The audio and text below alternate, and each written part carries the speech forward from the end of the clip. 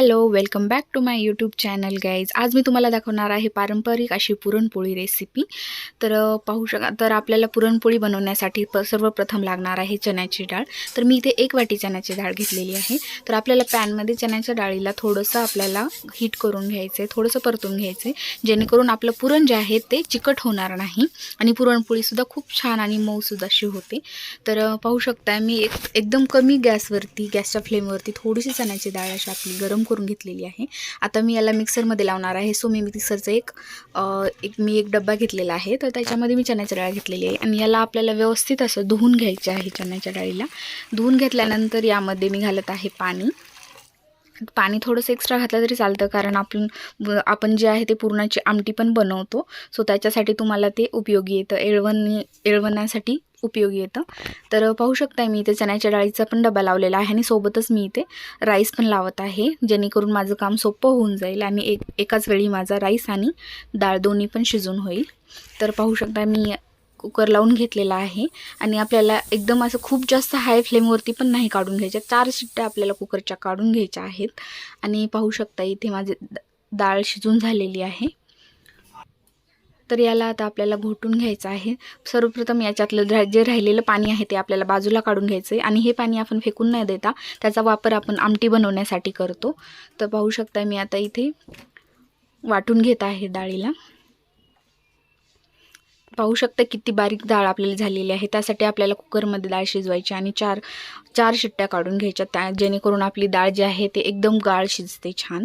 आता मी एक पॅन घेतलेला आहे आणि त्याच्यामध्ये 1 चमचा साजूक तूप घातलेला आहे आणि त्याच्यामध्ये घालत आहे मी पुरण, वाटलेली आपली डाळ.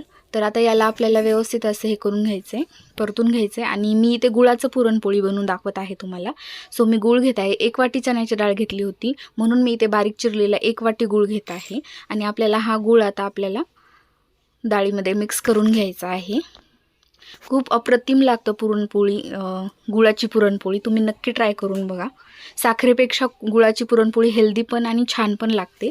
तर इथे मी वेलची पूड टाकून घेतलेली आहे. वेलची पूड आणि जायफळसुद्धा क्रश करून मी टाकलेलं आहे. त्याच्याने खूप छान सुवास येतो आणि आपल्या पुरणाला जास्त टेस्ट छान येते. तर पाहू शकताय माझं पुरण झालेलं आहे मिक्स करून.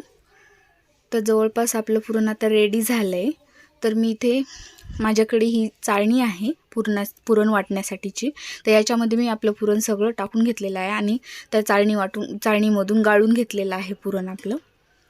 बारीक झालेला आहे पाहू शकताय आणि असं स्प्रेड करून ठेवलं आहे मी, जेणेकरून पुरण आपल्याला छान होतं जोपर्यंत आपली पोळ्या करायला घेतो.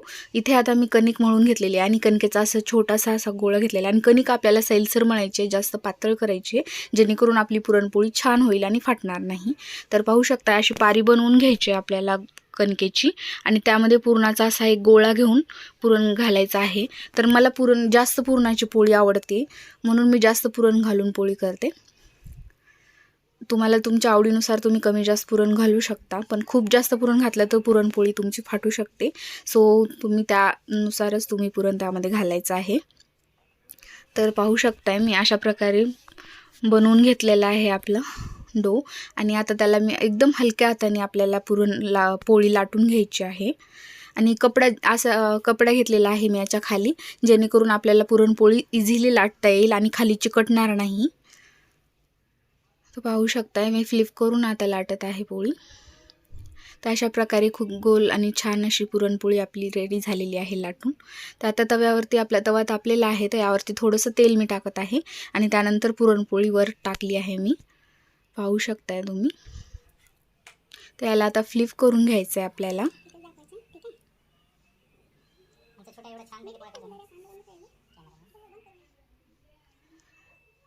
पाहू शकताय किती छान पुरणपोळी भाजत आहे आपली आणि पुरणसुद्धा बाहेर नाही आलेलं आहे.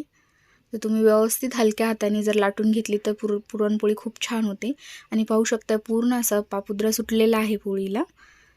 तर याला मी थोडंसं तेल लावून घेतलेलं आहे. तुम्ही जर लगेच खाणार असाल तर तुम्ही याच्यावरती तूप लावून घेतलेलं तरीसुद्धा चालतं. पाहू शकताय. तर गरमागरम असं याच्यावरती तुपाची धार सोडल्यानंतर ही पुरणपोळी खूप सुंदर लागते.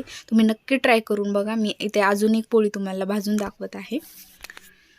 तर गुळाची पुरणपोळी ही चवीला खूप सुंदर लागते. तुम्ही नक्की ट्राय करून बघा आणि जर तुम्हाला माझी रेसिपीज आवडत असतील तर माझ्या चॅनलला नक्की सबस्क्राईब करा.